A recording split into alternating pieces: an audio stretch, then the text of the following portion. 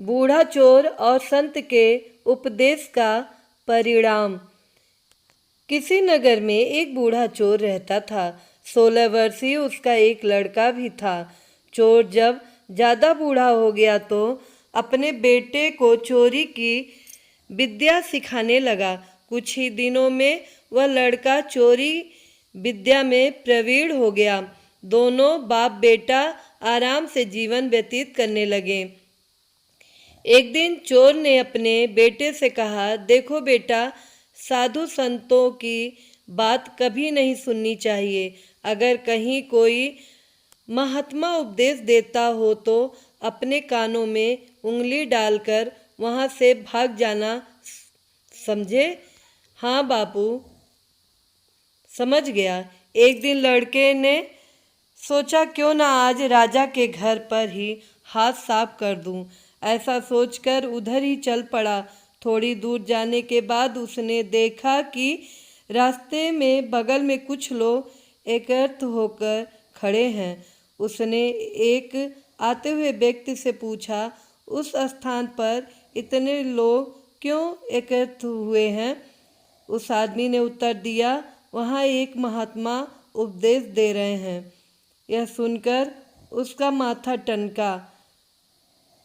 इसका उपदेश नहीं सुनूंगा, ऐसा सोचकर अपने कानों में उंगली डालकर वह वहाँ से भाग निकला।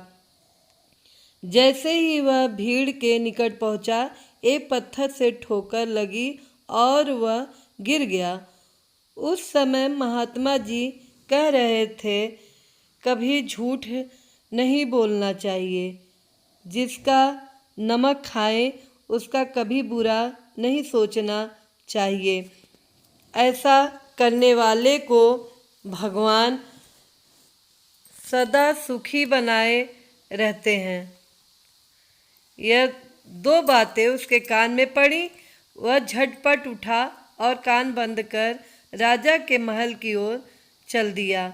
वहां पहुंचकर जैसे ही अंदर जाना चाहा कि उसे वहां बैठे पहरेदार ने टोका, अरे कहाँ जाते हो? तुम कौन हो? उससे महात्मा का उपदेश याद आया, झूठ नहीं बोलना चाहिए। चोर ने सोचा, आज सच ही बोलकर देखें। उसने उत्तर दिया, मैं चोर हूँ, चोरी करने जा रहा हूँ। अच्छा, जाओ।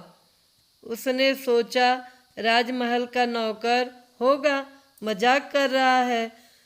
चोर सच बोलकर राजमहल में प्रवेश कर गया। एक कमरे में घुसा।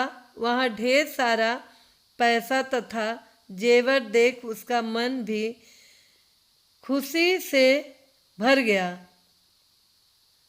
एक थैले में सब धन भर लिया और दूसरे कमरे में घुसा।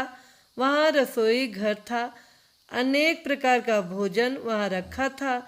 वह खाना खाने लगा। खाना खाने के बाद वह थैला उठाकर चलने लगा कि तभी फिर महात्मा का उपदेश याद आया, जिसका नमक खाओ उसका बुरा मत सोचो। उसने अपने मन में कहा, खाना खाया है, उसमें नमक भी था, इसका बुरा नहीं सोचना चाहिए। इतना सोचकर थैला वहीं रख वह वापस चल पड़ा। पहरेदार ने फिर पूछा, क्या हुआ? चोरी क्यों नहीं की? देखिए, जिसका नमक खाया है उसका बुरा नहीं सोचना चाहिए।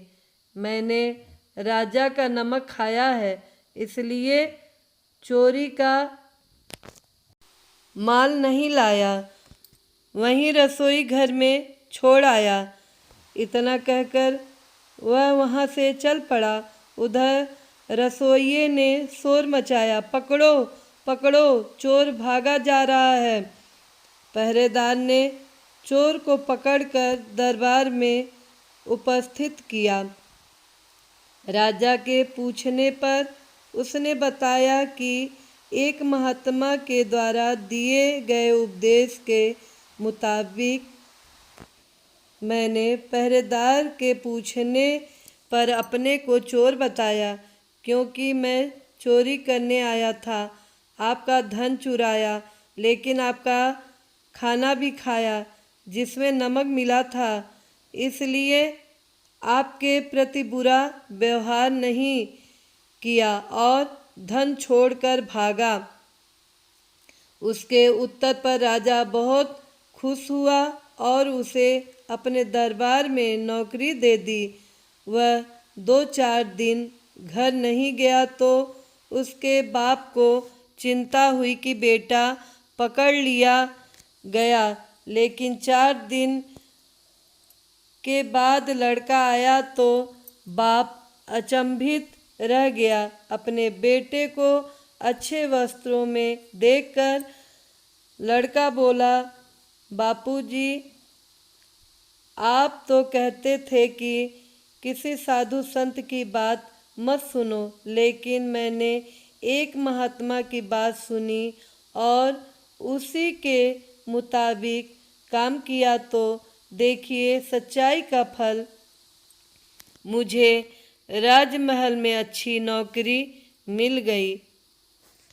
मित्रों, आप सबको कहानी पसंद आई हो तो लाइक कीजिएगा, कमेंट कीजिएगा, ज़्यादा से ज़्यादा शेयर कीजिएगा और हमारे चैनल को सब्सक्राइब कीजिएगा। साथ में बेल आइकन बटन को प्रेस कीजिएगा ताकि हमारे नए कहानियों का नोटिफिकेशन आप तक सबसे पहले पहुँचे। कहानी के अंत में बने रहने के लिए आपका बहुत बहुत धन्यवाद।